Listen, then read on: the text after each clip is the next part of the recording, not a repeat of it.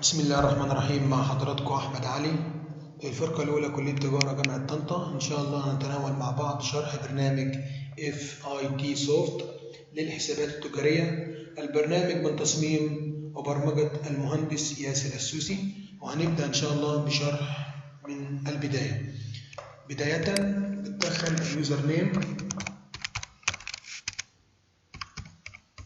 طبعا انت اليوزر نيم اللي معاك ادمن.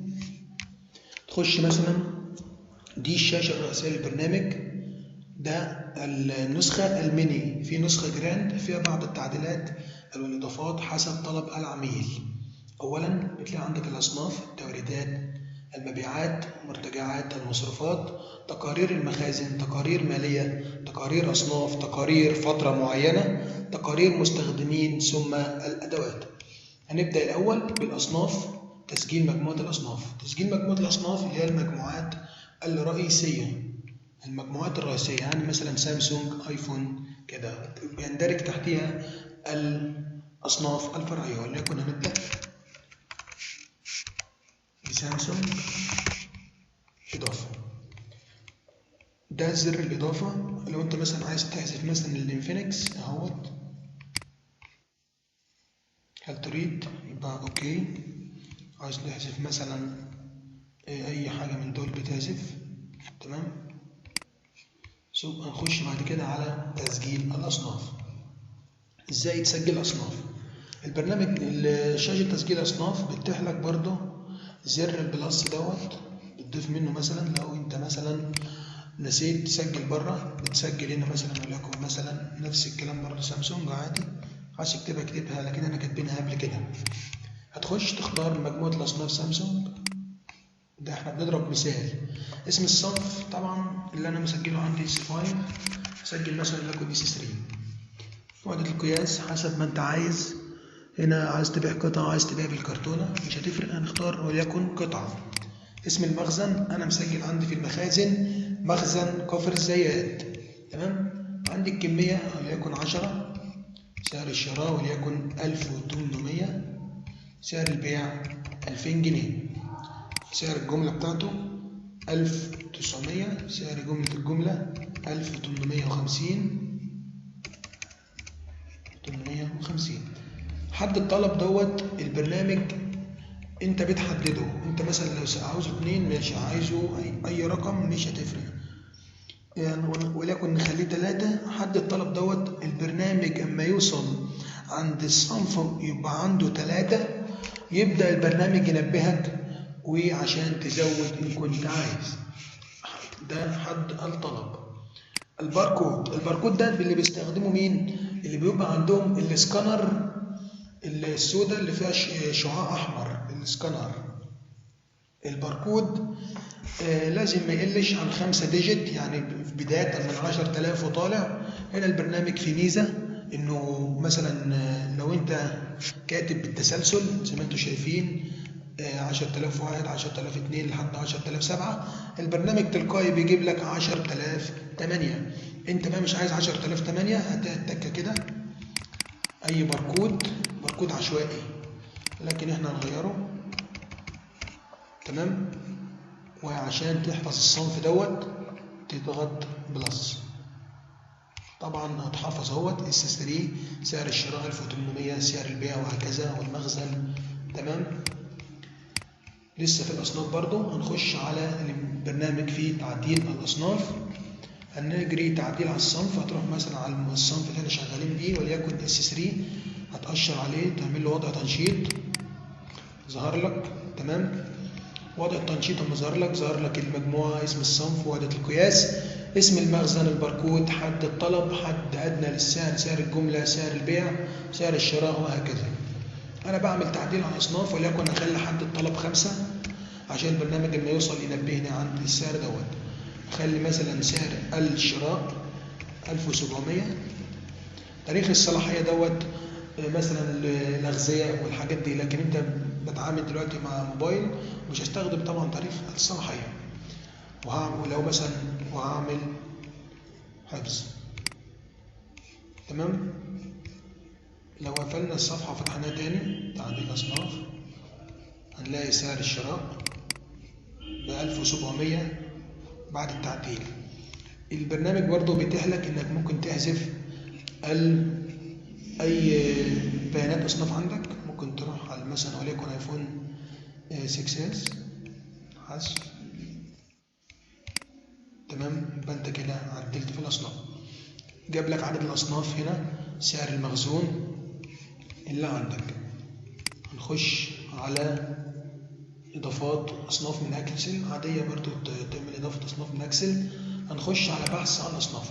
بحث عن الاصناف مثلا، وليكن مثلا انا ببحث عن الايفون، نعمل مثلا حرف الاي، جاب لي الايفون 6 بلس، ايفون 7 اس وهكذا. ابحث مثلا عن سوني زد 2، هكتب مثلا حرف الزد، جاب لي سوني زد 2 وعلى الطباعة زي ما حضراتكم شايفين وتطبع. هنخش بعد كده على زيادة أسعار الأصناف. زيادة الأسعار تلقائي. لو انتوا فاكرين معايا ان الاس 3 اشتريناه ب 1700 وبعناه ب 2000، مثلا هعمل زيادة في الأسعار ولتكن 10%. زيادة في الأسعار. الزيادة بتتعمل تلقائي على كله. هرجع أعمل تعديل صنف، ألاقي وليكن الاس 3 بعد ما كان سعره 2000 عملت 10% ب 2200. هو بيغير سعر الشراء ده، لكن هو بيغير سعر البيع وهكذا. تمام. وزي ما زودنا الأسعار برضو يعمل نقص الأسعار وتضغط نقص الأسعار. هنخش بعد كده على تسجيل المخازن. تسجيل المخازن مثلا وليكن المخزن اللي هنسميه مثلا مخزن كفر الزيات 2. نعمل حفظ. عندي المخازن هنا ضفت عندي المخزن الرئيسي ومخزن الجملة ومخزن المحلة الكبرى ومخزن كفر الزيات ومخزن كفر الزيات 2. هنخش بعد كده على إذن تحويل بين المخازن. اسم الموظف وليكن أحمد أبو علفة من مخزن كفر الزيات إلى مخزن كفر الزيات 2. الباركود بيظهر اسم الصنف مثلا اس3، وتكمل مجموعة الصنف وحدة القياس والكمية، وتضغط حفظ. لو عاوز تطبع الفاتورة تأشر على طباعة الفاتورة وهكذا، وتعمل إضافة. نخش على عروض الخصومات. مثلا عروض الخصومات دي هي الأوكازيونات اللي بتتعمل بداية العرض ونهاية العرض. هنخش مثلا اسم المجموعة ولتكن سامسونج اس 3، المخزن مخزن كفر الزيات. السعر ظهر لي تلقائي. السعر حتى بعد زيادة الأسعار اللي أنا زودتها. لو أنت عايز تعمل قيمة ولنكن مثلا نشيل 200، جابها لك بعد الخصم 2000. لو أنت ناوي تعمل نسبة من الناس تكون 10%، جابها لك 1980. تمام. وهتعمل إضافة العرض. لو أنت عايز تعمل نهاية العرض، برضو بتعمل كده برضو. تمام. وتعمل إضافة نهاية. يبقى أنت هنا عندك بداية العرض ونهاية العرض، بس أنت بتعملهم بفترات مختلفة. يعني مثلا بداية العرض بتبقى عندك 24 واحد، نهاية العرض ممكن تبقى مثلا 30 واحد. تمام. نخش بعد كده على الشيكات المستحقة. اسم العميل وليكن أحمد علي أبو علفة. المبلغ اللي عندي مثلا ليه عنده 40,000. تاريخ الاستحقاق، طبعا التاريخ مع البرنامج بيبقى التاريخ الحالي. انت هتقدم لحد ما توصل مثلا وليكن 1 يوليو. اسم البنك وليكن البنك الأهلي المصري. رقم الشيك كده. ملاحظاتك اللي انت شايفها مثلا. البرنامج بيتيح لك البحث بواسطة رقم الشيك وهتعمل ترحيل، مش جديد بل تعمل ترحيل. تم ترحيل الشيك إلى تاريخ الاستحقاق. أنا دلوقتي ببحث عن الشيكات المستحقة ليا عشان أعرف أنا ليا فلوس عند مين. هعمل بحث عن الشيكات المستحقة. ظهر لي أعمل له كل فترات لم يتم السداد عرض نباتي. طبعا ظهر هنا الحاجات دي. مثلا لو انت مثلا عايز تحصل الشيك من العميل احمد علي ابو علفه، هتيجي رايح مؤشر من عامل وضع تنشيط وعامل تحصيل الشيك، قال لك تم تحصيل الشيك. تمام. وبكده نكون وصلنا لنهايه حلقتنا النهارده. كان معكم احمد علي، وارجو انكم تكونوا استفدتوا، وان شاء الله تتابعوا البيج على الفيسبوك وصفحتنا على اليوتيوب. والسلام عليكم ورحمه الله وبركاته.